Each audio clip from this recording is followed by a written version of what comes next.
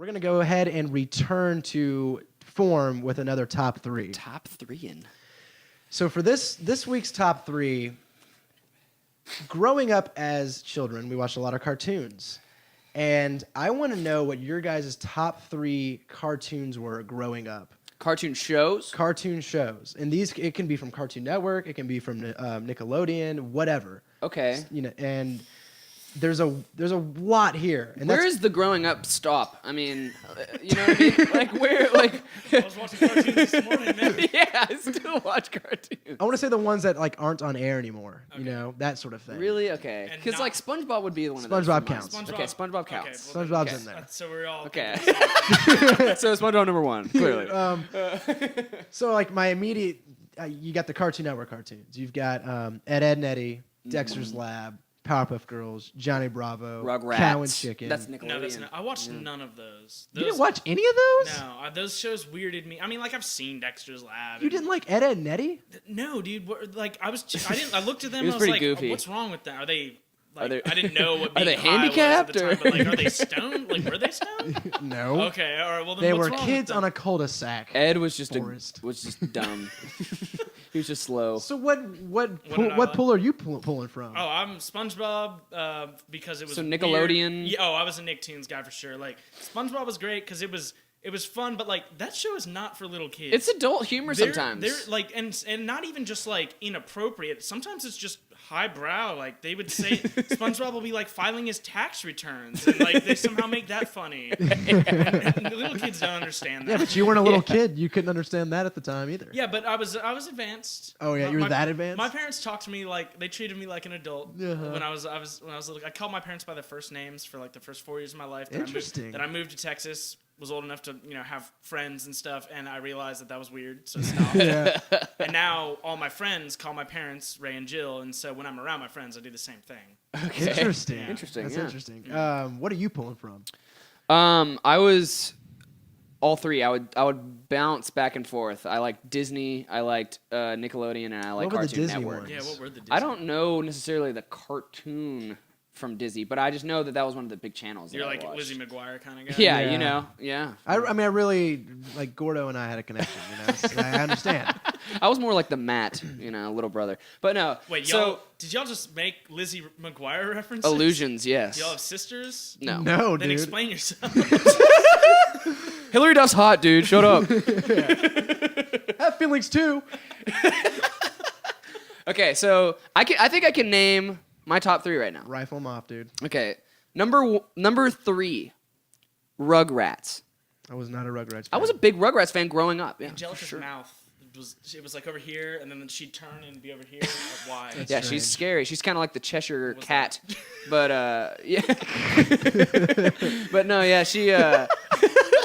But no, like I thought Tommy was like one of the coolest like main characters. A baby's got to do what a baby's got to do is like one of the coolest lines ever. Does he say that? He says it All almost the every time. episode. Like whenever it gets like down to the nitty gritty, like he'll be like, "All right, we need to do this," and it's always like leaving the parents' little play pen that they put him in. He's like, "Hey, we got to do this," and Chucky's like, "We can't do this," and he's like, "Look, a baby's got to do what a baby's got to do." What about did you watch that horrible spinoff, All Grown Up? No way I would ever. I watch wouldn't even that. give them they're not even going to get a single view from me. I am so against it. So Rugrats was like one of the ones that I grew up with. So I liked Rugrats. I respected Rugrats. Let's go to Circle, and then we'll have Forrest do Okay, so my some number threes. three? Yes. Okay. All right. So I'm gonna go with. All right, I'm not gonna say Dragon Ball Z just because like I think everyone knows that show's awesome, and so and that's probably gonna be yours. Are we anyway. going to I was going to ask, are we excluding Dragon Ball Z? I'm not. I will. All right. Let's just say we all like DBZ. I loved Gundam Wing. Oh, Okay. nice. I never watched it. In Okay. retrospect, Gundam Wing is a boring show. Nothing Really? happens in that show. They just sit around like just being like, "Oh man, I'm just gonna blow up my Gundam. Nonchalant. I'm just gonna blow up my Gundam." Then they self-destruct their Gundams because they're like over it. That's what half of that show is. And then the other half is like, just it's a Gundam, and then it cuts the giant ship in half because apparently like that sword's made out of the greatest thing ever. Like. But Gundam Wing was a fun show back in the day. Max Scott was one of the people who got me into Gundam Wing. I was about to say, Okay, cool. that's his favorite anime. Yeah, Really? I thought he was Cowboy Bebop Yeah, I was. thought Cowboy Bebop too. I'm gonna go and say Max, which is it? He'll be here tomorrow. He can verify. Okay. yeah, and we're about to figure out who his true friends are. So Okay, I'm gonna let's have a bet on this. I'm gonna say he loved Gundam Wing, but I think he prefers Cowboy Bebop is what I'm gonna say. okay, well I'm gonna say he loves Cowboy Bebop, and his number 1 is Gundam. Okay, So. we'll see. All right, so your number 3 is Gundam. Yeah, sure. All right, I guess that puts my number 3 at say Dexter's Lab. Really? I watched a ton of Dexter's Lab. DD and I just I just I enjoy it. Okay. That's a really I guess that's good enough. So, yeah, I gotta, get us out of here, Chewie. Come on. laboratory.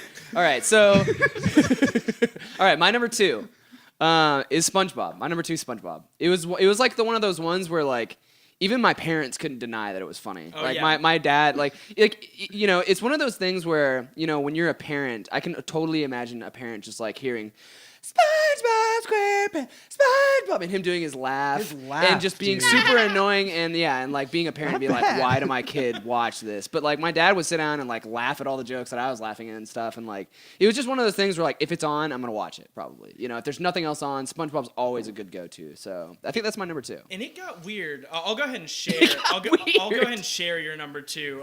It got weird in that. Do you remember that episode? And they had to stop airing it. Or at least I assume that's what happened. Because The Valentine's Day one? No. Is it a homosexual bond between Patrick and No, SpongeBob? not that one. No, it's the one where Squidward gets sucked into the future, and he's Oh, like everything's yeah. chrome, and he has an existential crisis. Yeah. Yes, That one was disturbing. that one was cool. And it was cool, but I remember after a certain year, I never saw that one again, and I watched a lot of SpongeBob. It actually was on It's called recently. SB 29, Well, they probably SB gotten 129, over it. right? Yeah, you know the name. I knew it was SB something. Yeah. But I think someone called in and was like, "What the hell is that?" Squidward's mind, like, just he loses it. melts. And like little kids Hello, watching hello, that, like hello, you shouldn't have to hello, know what an hello. existential crisis is when you're a child. You know, like everything is chrome in the future, and like Squidward's just like future. Like, yeah, that was he's not cool. freaking out. Yeah, but I like the show, ultimately, 'cause it was ultimately, the edgy. show is awesome. I mean, Patrick is one of my favorite characters of all time, dude. He's great. Yeah. So I misspoke. My number 3 is SpongeBob. Okay. I'm gonna go say that. No, my number 2, and for the reasons that you all say, I mean, yeah, SpongeBob's great. We all know it. Okay. My number 2 is gonna be Dragon Ball Z. Okay. Just holy crap! What a character building show that was for me. That is just integral into my being. Okay. And I need to say no more on that. You come over to my house, you see the collection, you understand what a big part of my life it is. I Right. have a backpack full of DBZ action figures. I Hell think yeah, we all dude. do. Can you bring them over and They're in North can you sleep over Carolina. tonight or They're in what's North Carolina, but I can have my parents overnight them. Can we freeze them in the ice cube trays? I've got some rare ones too. I've got like the older models. So my friend Luke, growing up, he introduced me to DBZ, and he had like the ones they're like really stiff, you know, like Vegeta's armor came Yeah, off. they I thought that was can't. the coolest thing. Like, oh, Vegeta's armor can come off. And so I have a big collection of those. Some of them are his that he gave to me, and then some of them we had to like go deep into eBay to find them. Bro, so you search for those. Oh yeah, and then Nice. like I have a bunch of like the more recent ones too. But Yeah, I haven't stopped buying them since, and that's the way it is. yeah, I don't want it is what it is.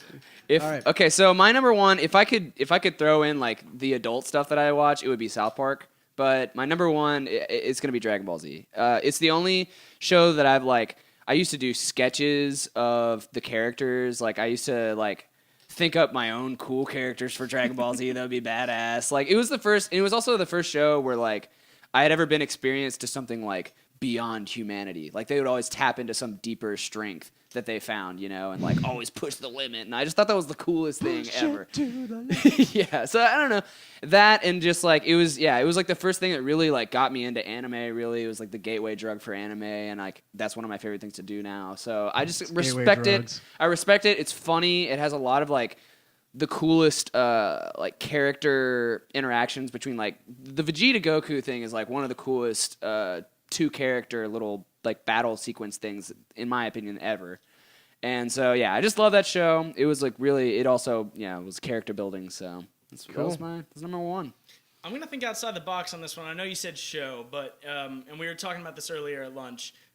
It's the Studio Ghibli movie My Neighbor Totoro, or just Totoro. If you don't know what Totoro is, he's that Snorlax-looking thing that's just like a big. Okay. You know, he's just a big like he's a forest sprite or something. I don't know. It doesn't matter. Spirit. And like if I were to give you the synopsis of the movie, you'd be like, That's lame. Because it is lame, and nothing really happens. It's just about these like little girls who move with their dad into this mysterious home, kind of in the woods, and they encounter this strange creature, and really nothing happens the whole movie. But it's sweet, and it's like the animation's beautiful, especially for the time, and it's like the first anime I ever watched, and even though it's just a movie, it holds a place in my heart. So I'm gonna go with Totoro. That's a valid response. And every time I see Totoro, he's got a cult following. He's an icon. I'll see him around like I used to work at Tyler's, and someone had graffitied him on the building behind Tyler's. I was just like, hell yeah, this person gets me. I was Totoro for Halloween last year. Oh, okay, cool. I have no idea what that even looks like. I'll show you later. Yeah, I bet you've seen it. Yeah. Yes. But I get made fun of for liking Totoro. Shelby Howard gives me so much Oh, crap for this okay. being my favorite. Whatever, dude. Screw Sorry Shelby I have- Howard, sorry okay? I have preferences. Jesus. That's Just kidding, Shelby. That's ridiculous. Shelby's cool, I promise. On the off chance Shelby watches Yeah. this, I'll hear about this. Shout out to You Shelby. mean on the off chance she doesn't watch this? My number one is Ed, Ed, and Eddie. Oh my gosh, man, that's crazy. Absolutely, man. Just because I watched that one with my dad, and that was like my dad grew up on cartoons. He just every Looney Tunes he's seen, he thinks it's hilarious. He can do a lot of the sound effects with his voice, and so I feel like cartoons was something like he gifted to me. And when I found Ed, Ed, and Eddie, and I like latched onto it, he would watch it with me, and like You gifted it to him almost. we would literally be in tears. I watched Platoon with my dad. Well, you guys have a very different dynamic. Wow. But yeah, I think just a lot of the cartoonish play between all the characters and just the stuff that they do just kills me. It just cracks me up. I just thought it was funny how like the plot was so simple. There's Like a plot? the only plot is they want jawbreakers, right? And they're in a neighborhood full of kids. Yeah, they're trying to scam people They're for trying money. to scam. They're trying to get money to get That's the jawbreakers. whole like every Literally, episode? That's the show. pretty much almost every episode has to do with them trying to find ways to get money to get Every jawbreakers. episode's another business that they're setting up to scam people to give them money. to get jawbreakers that they immediately spend on jawbreakers. And you got They just go to the convenience store and lift the jar. Like, and it's great because it focuses around like a triangle of characters, which we all know like having a triangle in anything is just the best. You the had trio's good. you had it's happening Ed, right now. Yeah. It's happening. There you go. It feels good. Rush, Forrest. Rush is also a trio, but I'll leave that off the table. So it's 3 Days Grace. Oh wait. boy. Are they? Are they a Yeah. 4? Why, I let's don't- not talk about them anymore. So that's that. I was trying to be funny. All It right. fell flat. Well, that is the only thing funny about 3 Days Grace is the fact that they even got a record deal. But, Okay. that was our top three. And I Top think 3. it was a fun one to do. Now.